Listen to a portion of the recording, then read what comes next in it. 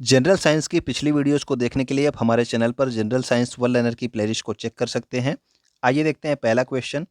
पृथ्वी के तल से ऊपर या नीचे की ओर जाने पर गुरुत्व के मान में क्या परिवर्तन होता है? तो जी के मान में परिवर्तन पूछा जा रहा है। पृथ्वी का तल से अगर ऊपर जा रहे हो या फिर नीचे जा रहे हो तो कहीं भी आप जाओगे तो गुरुत्व का मान क्या होगा? कम होगा सर, ठीक है ना। पृथ्वी के तल से ऊपर जाओगे तब भी कम होगा, पृथ्वी के तल से नीचे जाओगे तब भी कम होगा। अगर आपसे पूछा जाए कि पृथ्वी के केंद्र पर किसी वस्तु का भार कितना होता है, तो देखिए जब पृथ्वी का केंद्र की बात आती है तो जी का मान क्या हो जाता है? 0 हो जाता है। और डब्लू यानी कि भार इक्वल टू द्रव्यमान गुणे आपका गुरुत्वीय त्वरण होता है। तो जी अगर 0 हो गया तो आपका भार भी क्या होगा? 0 होगा, तो ये आपका शून्य हो जाता है। ठीक है, तो पृथ्वी के केंद्र पर किसी वस्तु का भार भी शून्य होगा क्योंकि यहाँ पे गुरुत्वीय त्वरण शून्य होता है। अधिकांश कीट किस प्रकार श्वास लेते हैं? तो कीट जो है ये ट्रेकिया प्रणाली के द्वारा सांस लेते हैं अधिकांश।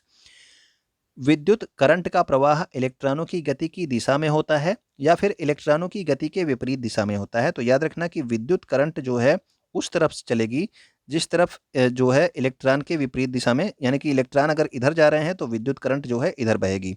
ठीक है ना, तो ये आप याद रखना। उसके विपरीत इलेक्ट्रॉनों की गति के विपरीत दिशा में विद्युत करंट का प्रवाह होता है।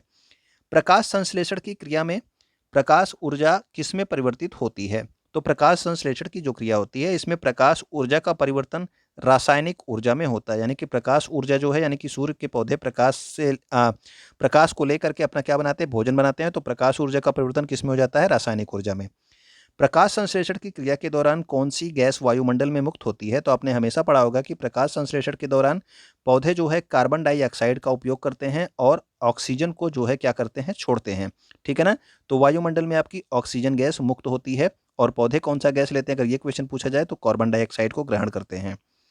बोसान कण बोसान कण का नाम किस भारतीय वैज्ञानिक के नाम पर रखा गया है?